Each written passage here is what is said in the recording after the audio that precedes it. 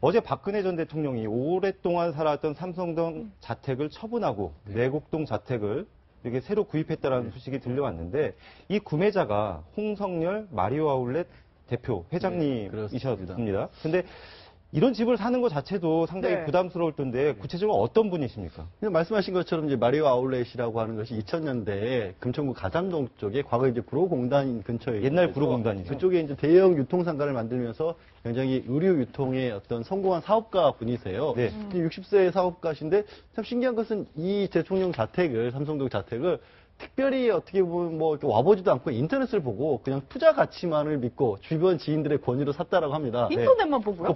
와서 직접 실물도 보지도 않으셨다라는 거예요.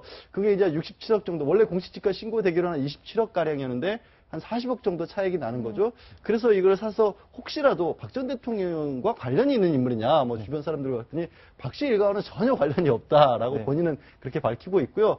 또 이분은 또 대통령과 관련된 집을 사시기 이번이 또 처음은 아니라고 하네요. 그러니까 방금 말씀하신 것처럼 저도 이분이 누군가 굉장히 궁금해서 찾아보니까 과거에도 대통령과 관계된 그런 부지를 매입한 적이 있는 것 같은데 누굽니까?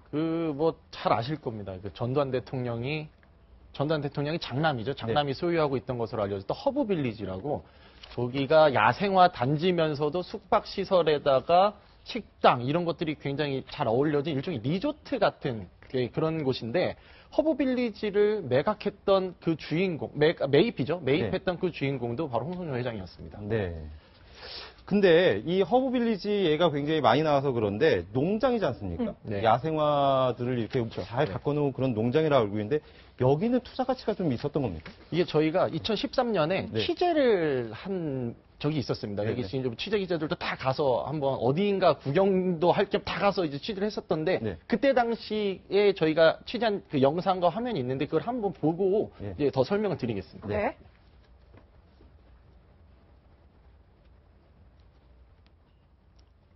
저기 보면은 저기가 이제 상당히 이제 지금 저곳이 지금 그 홍 회장이 매입했다는 허브빌리지 이라는 곳이죠? 관광농원인데요. 지금 보시는 장면은 아마 당시 압수수색을 할 때 그 모습 같은데요. 저기가 사실 저는 보통 사람들이 이해하기 어려운 것이 왜냐하면 저기 바로 민통선 근처예요. 그리고 임진강이 바로 내려다 보이는 곳인데. 연천이죠? 그렇죠. 군부대 근처이기 때문에 과연 저기가 어떻게 해서 가격이 저렇게 높은가라고 했는데 이 전재국 씨가 처음 사들일 때만 해도 이것이 평당 4,000원 정도였다고 하는데. 4,000원이요? 3.3평방미터당 4,000원이었는데 지금 시세로는 뭐 위치에 따라 조금 다릅니다만 최대 평당 100만 원이 가는 것도 있다고 합니다. 그러니까 산술적으로 보자면 물론 모든 것이 그렇지는 않습니다만 250배 장사를 했다 이렇게 정도 되는데 사실 뭐 조금 이해는 안 갑니다만 근데 거기가 민통선에 가깝다라는 점만 빼고는 나머지는 상당히 좀 괜찮은 투자 가치가 있는 곳이었다고 해요. 그러니까 도로도 가깝고 그다음에 인근에 뭐 일산이라든지 그다음에 근처에 뭐 헤이리 마을 파주 뭐 출판 단지 또 근처에 아울렛 단지까지 있어서 뭐 편의시설도 좋고 교통이 좋은 곳이어서 투자 가치가 충분했다. 뭐 이런 평가는 있습니다. 2013년으로 돌아가 보면 사실 저 부지가 전두환 대통령 일가와 관련해서 굉장히 많이 이야기가 나왔던 곳이었는데 허브빌리지 관계자들은 그 당시를 이렇게 기억하고 있습니다. 한번 들어보시겠습니다. 근데 그때 초청장 보니까 애들 이름으로 돼 있습니다. 자식들. 그 두 사람하고. 결국에는 저기서 이제 뭐 파티도 열고 그랬다는 건데, 그런데 저 장소가요, 단순히 전두환 대통령의 아들, 전재국 씨가 가지고 있었다는 것 뿐만이 아니라, 당시 재산 추징 문제도 관계가 있었잖아요. 사실 저것이 유명해지게 된 계기가 이제 단순하게 말씀하신 것처럼 투자를 굉장히 많이 해서 성공을 한 그런 부동산이었던 것도 있었지만은 이 뜻밖의 거기서 이제 고가의 미술품 같은 것들이 쏟아져 나왔던 겁니다. 하나의 그림 하나 1억 원을 호가한다다가 아니면 굉장히 골동품처럼 보이는 불상 같은 것들이 발견된 모습도 나왔고 원래 이제 그 전두환 전 대통령에 대한 추징을 하는 과정에서 하도 재산 같은 것들이 없다 보니까 이게 혹시 전재국 씨가 출판 사업을 하면서 또 미술 같은데 관련된 출판을 했고 또 미술품 자체에도 굉장히 투자를 많이 하는 걸로 알려진 사람이라서 사무실 같은 데 압수수색을 했거든요. 그때는 안 나왔어요. 그래도 뜻밖에도 저 허브빌리지에서 나왔었고 조금 전에 보시던 화면 같은 경우가 그래서 이제 검찰 수사관들이 무진동 차량을 가져가서 다 실어 나르는 장면들이 그때 2013년도에 찍혔던 그 자료화면들입니다. 그러니까 지금 저 허브빌리지에서 전두환 전 대통령 부부의 50년 금혼식도 열릴 정도로 네. 좀 연관이 있다는 거 아니에요? 예. 근데 지금 저 고가의 미술품들이 발견된 창고는 사실 직원들도 잘 몰랐다면서요. 이게 검찰 당시 압수수색했던 검찰들 이야기를 들어오면 검찰도 몰랐고 허브빌리지 관계자도 모르는 장소가 있었다는 거 아닙니까? 네. 저 장소에 들어가려고 보니까 문은 닫혀 있지. 근데 누가 열쇠를 갖고 있는지를 몰랐다는 거예요. 네. 그래서 경찰이 이제 그 수리공을 불러서 강제로 문을 뜯꺽딱 들어갔는데 양재열 변호사님 말한 것처럼 뜻밖에도 고가의 미술품들이 막 있으니까 5톤짜리 무진동 차를 거기서 그냥 갑자기 불러가지고 무진동으로 한 이유는 혹시나 그게 훼손될까봐. 네. 그래서 이제 무진동 트럭까지 불러가면서 했다는 건데 거기를 소위 이렇게 불렀습니다. 3번 건물이다. 네. 그리고 취재진들이 거기를 찾지도 못했습니다. 네. 취재진들도 거기가 어디에 뭐가 있는지 모를 정도로 이제 방대한 그런 큰 허브빌리지 안에서 검찰도 관계자들도 모르는 곳이었는데 그 3번 건물, 비밀스러운 3번 건물 안에서 정말 소위 로또를 맞은 거죠. 압수수색에서 전혀 찾지 못했던, 자택에서도 찾지 못했던 미술품들이 거기서 다 나온 겁니다. 방금 이제 3층 건물로 나갔는데요. 정확히 얘기하면 2층 건물이고 그게 네. 그 안에서는 3번 건물로 불리는 불려진 거죠. 거죠. 그렇습니다. 예, 당시 취재 기자들 얘기를 들어보면요. 거기에 건물이 있는지 아무도 모를 수밖에 없는 그런 곳이었다고 그래요. 그러니까 그 대나무 숲이 빽빽하게 들어차 있어가지고 밖에서 보면은 건물이 있는지조차도 확인하기 어려운. 네. 그런데 거기를 헤치고 들어갔더니 건물이 하나 있고 그런데 창고가 또 있는지는 몰랐다고 그래요. 건물이 있는 줄 알았는데 창고가 또 있을 거라고는 생각을 못 했다고 합니다. 네. 그래서 거기까지 거기에 뭔가를 숨겨뒀을 거라고는 전혀 생각하지 못하는 그런 의외의 뜻밖의 곳이었다는 얘기도 있어요. 네. 저희가 허브빌리지 이야기를 하는 게 네. 사실은 다 사연이 있는 부동산들이잖아요. 삼성동 자택도 그러고 연천에 있는 허브빌리지도 그런데 이 홍성열 회장께서 이 건물, 이 부동산들을 매입하고 했고 그다음에 이제 삼성동 자택을 구입했다는 소식이 알려지면서 네. 굉장히 이제 얘기가 많이 나왔지 않습니까? 네, 그래서 어저께 일부 보도에서는 아 너무 부담스럽다. 네. 그리고 이거 다시 안 산다. 갚아야겠다. 네. 이런 일부 보도가 나왔는데 그거에 대한 홍성열 회장의 반응은 어떻습니까? 그 본인은 아까 말했듯이 인터넷만 보고 샀고 네. 지인들이 말하길 야 이게 뭐 좀 싸게 나왔어 이래가지고 이렇게 했다는 거 아니에요? 보면은 누구를 또 도와주려고 박근혜 대통령을 알아서 산 게 전혀 아니다.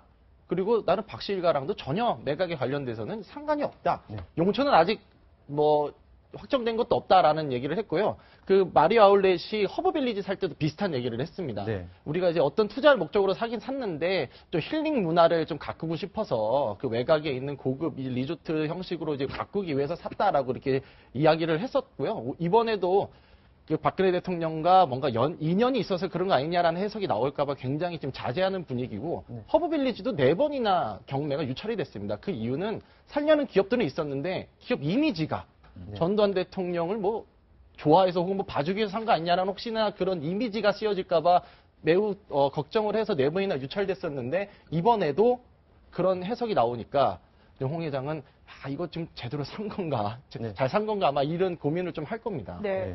그런데 지금 이제 뭐 삼성동 저 자택도 관심이지만 박근혜 전 대통령이 새로 옮겨갈 내곡동 자택도 관심이 큰데요. 네.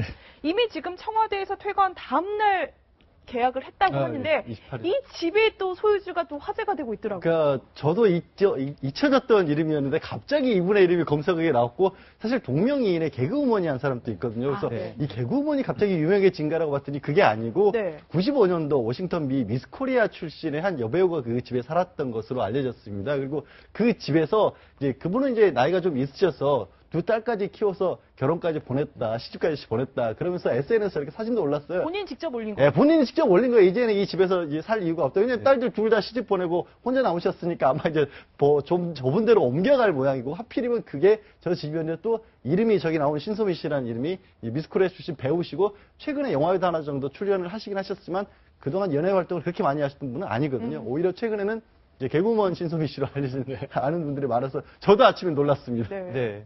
이 삼성동 자택을 67억 5천만 원에 네. 매각하고 그다음에 그 내곡동 그 집을 28억 원에 계약한 걸로 저희가 취재를 했는데 대략 한 40억 정도 매각 차익이 발생합니다. 어차피 양도소득세는 없는 거죠. 3년 거주를. 네, 30년 가까이 그렇죠? 사셨고. 예.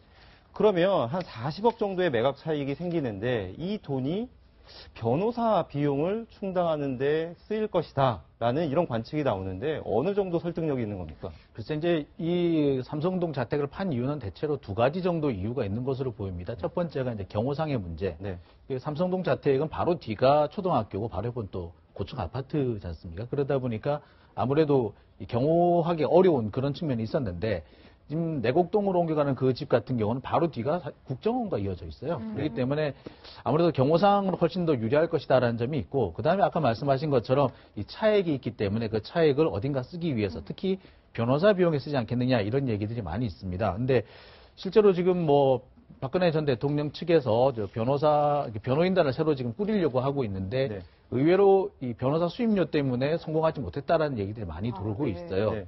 실제로 뭐 유영하 변호사 같은 경우에도 뭐 최초 500만 원의 수임료를 받은 이후에 아직까지 계속 무료로 변론하고 있다. 뭐 그런 얘기까지 나오고 있고, 뭐 유력 변호인들, 특히 전관 출신 변호인들을 좀 선임을 하려고 했는데 수천만 원 정도의 좀 낮은 액수로 얘기를 했더니 다 거절했다. 뭐 이런 얘기들이 있어요. 이제 왜냐하면은 이 전관 출신 변호인들 같은 경우에는 여러 가지 사건이 많이 들어오는데 이 박근혜 전 대통령 사건을 하게 되면은 이 사건에만 매달려야 되거든요. 그러니까 그 변호인들 입장에서는 뭐 다른 사람들이 보기에 시각도 좀 그렇고 그다음에 경제적으로도 조금 손실을 볼 거기 때문에 좀 액수를 좀 더 줬으면 하는 바람이 있었던 모양이에요. 그래서 아마 그런 점 때문에 지금 실탄을 마련하기 위해서 변호사 수임료를 마련하기 위해서 그렇지 않겠느냐 이런 얘기도 있습니다. 하지만 법조계에서는 단순히 수임료 문제 때문에 변호인들이 수임을 거절한 것은 아닌 것 같다. 네. 뭐 이런 얘기도 돌고 있습니다. 방금 장용진 기자가 이제 뭐 500만 원 이런 수임료와 관련된 금액을 얘기를 하기도 했는데 사실은 그 양자간의 계획이기 때문에 저희가 알 수 있는 거는 아닌 거죠. 예.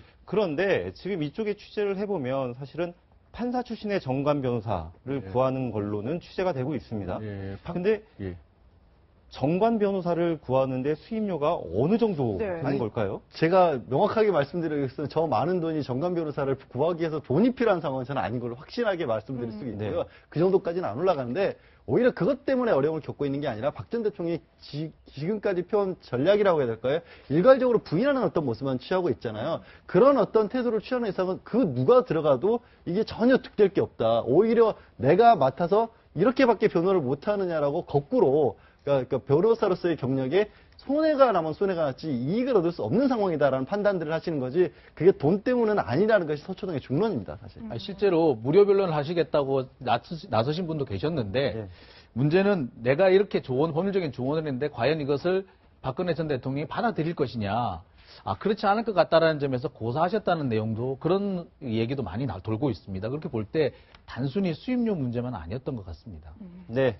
지금까지 역삼동 건물 붕괴 사고 소식하고 그리고 박근혜 전 대통령의 그 사택, 그 저택이죠. 그 저택 매각 소식을 함께 이야기를 나눠봤습니다. 여기서 장영진 기자 그리고 양지열 변호사는 인사를 나누겠습니다. 고맙습니다. 고맙습니다.